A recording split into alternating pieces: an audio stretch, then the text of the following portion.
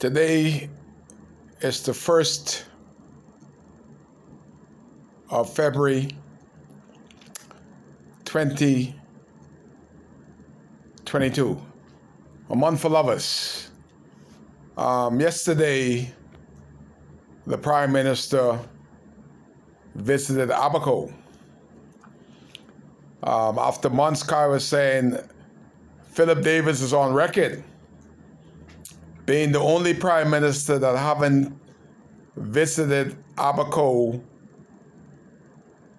a week after being elected. Lyndon Oscar Pinland, so Lyndon tried forever to win 2 seats in Abaco, but he was unsuccessful. Brave Davis is on record being one of the few Progressive Liberal Party leader that won both seats, North and South Abaco. But yesterday was supposed to be the official visit of the newly elected Prime Minister that we haven't seen 5 months prior to him being elected. But the interesting about it is only 10 people on all PLP, the 10 people that think they are PLP hierarchy, they're the one that kept this secret guarded. Ask yourself, the 1,000 people that voted for Darren Henfield, the over 1,000 people that voted for Kirk Cornish, the over 700 people that voted for Kai Mills. Is Philip Davis the Prime Minister for 10 Abaco PLP? Or is he the Prime Minister for all of us? The answer is he's the Prime Minister for all of us. So if this is the first official visit of a new Prime Minister, Philip Davis, why only 10 PLP knows about it? I have 700 people that supported me that want to know what happened, what is happening, what happened to DRA, what has happened with the VAT money, what has happened with the Bakers Bay money to restore 30-some homes, what happened with the money that Darren Knowles had set aside to rebuild 60 homes. All these questions that needed to be asked by an independent person, not somebody like Farron Noble and Cecil Ingram that went in begging for a wall to be fixed in Dundastan that Brent Similadose promised them he would fix if they gave him the okay to block up Dundastan with all those Bakers Bay car. It should be more than Cecil Ingram and Farron Noble that knew that our Prime Minister, you see, it's not the Prime Minister for Cecil and Farron, because they're all about contracts. And I already told John Pinder, as soon as Farron Noble can't get the contract that he wants, he's gone. Leopard can't change their skin. If you think I'm lying, ask Renato Curry, ask Darren Henfield. And if John Pinder, see, they ain't even looking to Kirk Cornish for no contract because they don't respect Kirk Cornish. Although Kirk Cornish should have had more autonomy because Kirk Cornish beat the 3rd highest ranking member of the FNM. You see, they couldn't do that with Kai Mills. If I beat a member of parliament, I want to be a minister. If I beat a minister, I want to be a minister. Tell me something. What have the FNM ministers done if Kai Mills was elected that Kai couldn't do? What is the members of parliament, the ministers in the Progressive Liberal Party doing now that Kirk Cornish couldn't do once he got a good PS with him? The PS, Permanent Secretary, they are the brains in the ministry. Once they trust you and you trust them, you could run a good ministry. Don't mind all the pageantry, but it's back to a slap in the face. that thousands of people went to the poll to cast their vote. And we have a new prime minister, and he was on his official visit in 5 months. After being all around the world, finally in Abaco, but only 10 people knew about it. In at 8:30, gone at 10 o'clock.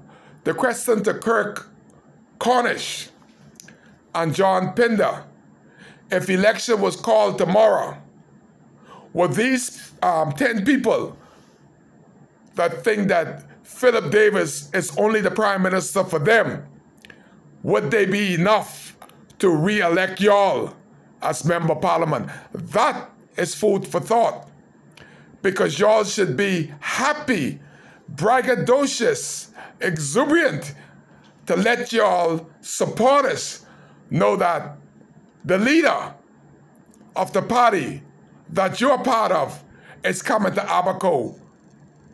And your supporters want not to hear from Kirk Cornish or John Pinder.